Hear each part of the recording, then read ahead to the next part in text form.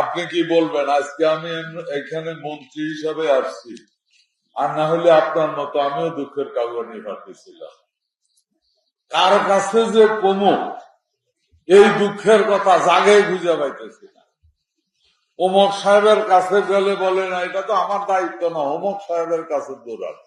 এই সাহেবরার কাছে দৌড়াইতে দৌড়াইতে বাটার জুতা 300 আর সোল শেষ, সলিউশন নাই।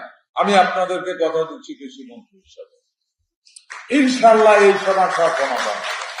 পৃথিবীর যে কোনো দেশ থেকে আমাদের এখানে এয়ারে কার্গো ভাড়া অনেক বেশি, এটার সমাধান আমি খুঁজে বের করব, আমরা খুঁজে বের করব।